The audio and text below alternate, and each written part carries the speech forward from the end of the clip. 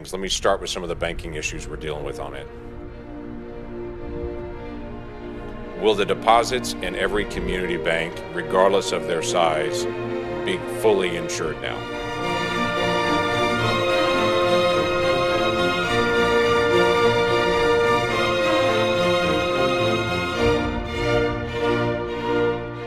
Are they fully recovered?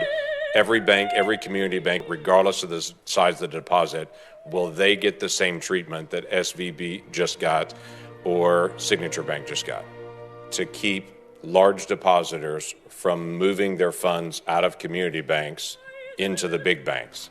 We have seen the mergers of banks over the past decade. I'm concerned you're about to accelerate that by encouraging anyone who has a large deposit in a community bank to say, we're not going to make you whole, but if you go to one of our preferred banks, we will make you whole at that point.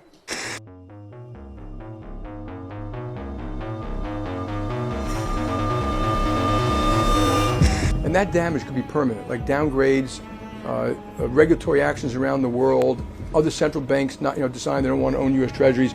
Then there's an actual default. An actual default is potentially catastrophic.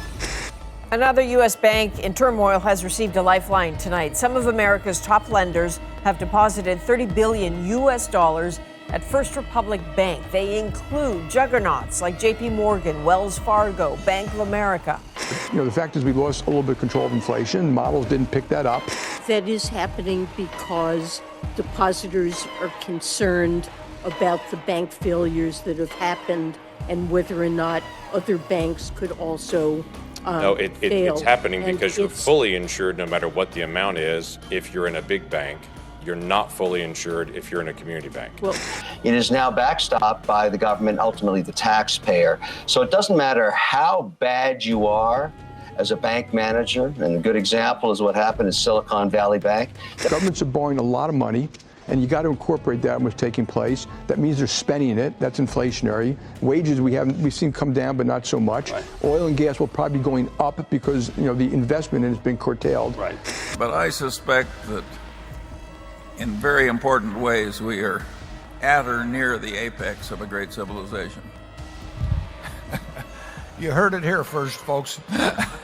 Only thing that's clear to us and clear to our customers is you cannot hold and save in dollars anymore. I think that there's going to be a new era of the US dollar where inflation will enter a normalized 5, 6, 7, 8, 9, 10%. The days of 2% inflation are over. What if you're wrong, Jack? Because really blew this thing the up. market, the market is telling us that we've gone from having, expected 3.5% inflation last year to just over 2% now for the next 5 years. It's possible that we are in a completely fraudulent system.